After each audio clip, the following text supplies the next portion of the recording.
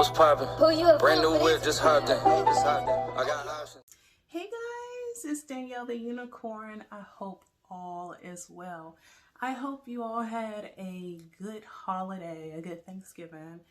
I know I did. It was very fun. It was much relaxing and much needed. And we also know what happened over the holidays. The Mandalorian dropped a new episode, and I'm going to roll right into it. I definitely loved this one. This one was one of the best ones that I've seen from this season so far. And for this rating, because I always got to give some type of rating, I'm going to bump it up to a 9, and I will give you my reasons why. And again, it is a spoiler, so if you have not watched that episode, watch it first and then come back and see me and see what I have to say. And I'm just going to start talking about it. So it starts off showing Ahsoka Tano. I was very happy to see her. Yeah, and I love that they showed her from the beginning. I wish they would have just like showed her hooded fighting the people, but no, they just revealed her right away. I guess like no beating around the bush. But yes, it was nice to see her in like just live action versus like seeing her in the Clone Wars and such. So she is out at Planet Corvus, I believe, and she's just fighting. She's trying to get to a town that is being, I call it, held hostage by a magistrate named Morgan Elsbeth. So I guess they've been going at it with each other for a couple of years, but she is just trying to get some information from this lady, this magistrate. And this magistrate lady named Morgan, she just is being really like stubborn about giving her this information. So Ahsoka was like, hey, well, since you're not cooperating, I'm going to give you a couple of days to think on it. And when I come back, you better give me some type of answer, or there's going to be like something that's going to happen to you pretty much. So Ahsoka goes away. This magistrate, she has like some guy that is like her henchman, that's supposed to be good at gunfighting. I don't really care to remember who he was, but he was just there, like her right-hand man.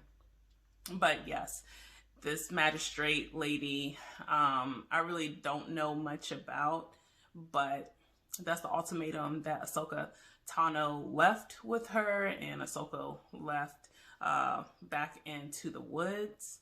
And then who else do they show? Flip it to show Mando and Baby Yoda out in space. Mando, he lands on that planet where Ahsoka Tano is. He actually made it inside of that town that, you know, she was trying to get inside of. He goes into the town. It's very desolate, and it has soldiers, like bad soldiers, just terrorizing the people that live in that town. He's trying to ask for information from the people of the town, but the guards there was like, come with us. So essentially he meets the magistrate. The magistrate shows him some Beskar weapon. It looks like a very long spear. And she's like, you know, this is like of your, you know, metal Beskar, and you can have this. I need you to kill someone for me, a Jedi named Ahsoka Tano, and she's pretty much out in the woods, and I want you to find her, and I want you to kill her. Now, this is good for Mando. You know, he's playing it off because in his head it's like, yes, this is the person that I need to see, and all right, like, I will go find her. I don't think he really agreed to killing Ahsoka. I'm not too sure, but that was the agreement between him and the magistrate. So he is in the woods that look burnt down because this magistrate, I guess she's apparently the destroyer of worlds, just make the planets look bad and kill people. So this lady is definitely ruthless, and Ahsoka Tano definitely wants this lady to pay for all the bad things that she's done throughout the years. All right, so Mando and Baby Yoda, they are in the desolate looking woods, and they run into Ahsoka, and they get into like a little fight, not a long drawn out fight like I wish they would have, but they get into a little fight, and then Ahsoka notices Yoda, baby Yoda, and she's like, well, pretty much intrigued and interested in him, and Mando essentially is just like, yes, I'm supposed to deliver him to you. So Ahsoka and baby Yoda, they go off, and they're communicating with their minds for a long time.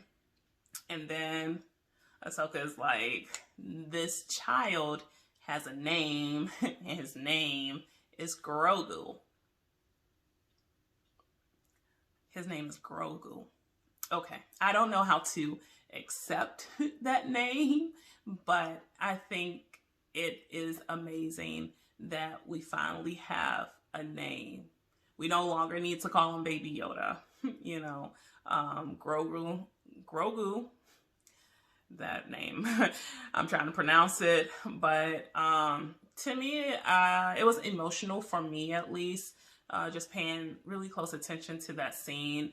Grogu was in the Jedi Temple, but he was hidden away when the Empire came to the Jedi Temple to mess it up, and he was just hidden away.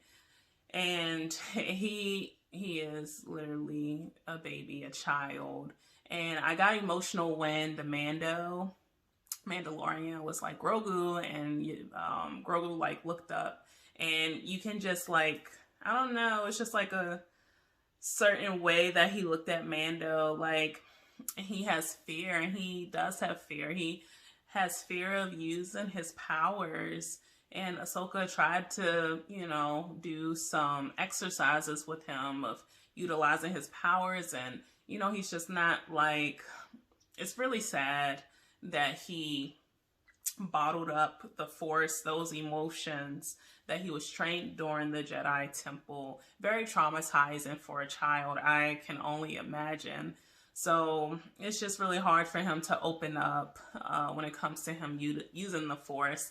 And you can tell now that with him having a name, and Grogu being able to talk to Ahsoka about like his feelings and like him being afraid, he definitely has trust with the Mandalorian. Like she said, like, oh, you're like a father figure to him. And it got to the point where, Grogu is attached to Mandalorian, that she don't think that she can train him like she can because of this connection with him and the Mandalorian.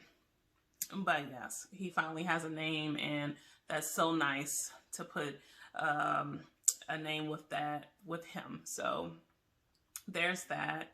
And then, the Mandalorian was like, well, the magistrate actually sent me here to kill you, but I need you for Grogu.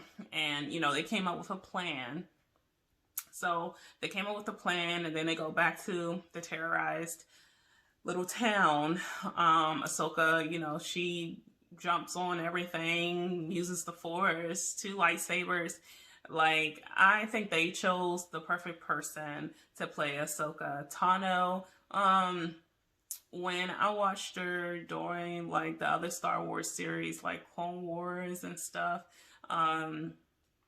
she seemed a little bit more hyperactive than she is in live action. I don't know if it's because, I don't know, I mean, she's older, so just in the live action, she just seemed a little more like mellow and stuff, not like, we gotta do this type of attitude when it was like in the Clone Wars. But going back to the show, she goes to the town, starts fighting the guards and everything, trying to get to the magistrate. Her and the magistrate actually go off to themselves in like this pretty area that's cut off from the town, and they fight. Boba Fett. I'm like, Boba Fett. Let me stop. The Mandalorian. He jumps like over the wall and everything and starts fighting the guards and stuff.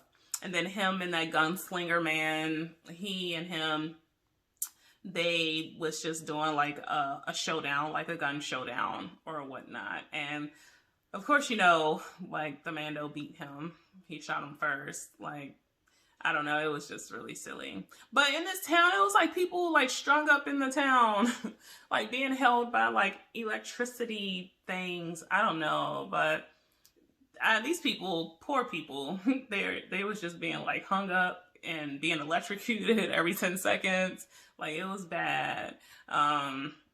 But like the Mandalorian and some older man, they like brought these people down. They unlocked them and saved them once they killed off all the guards. And then they go back to Ahsoka Tano and the magistrate fighting and everything. I didn't think that fight should have lasted long like it did, but it did. But essentially Ahsoka won. And, that ultimatum happened. She asked her where Admiral Thrawn is, and they left it as that. Maybe the lady gave her some information, maybe not.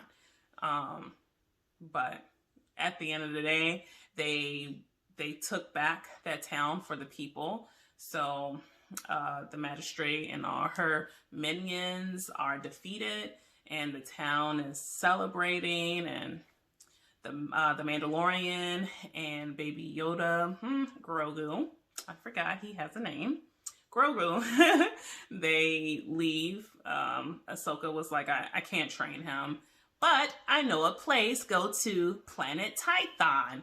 So that's another adventure for Grogu and the Mandalorian.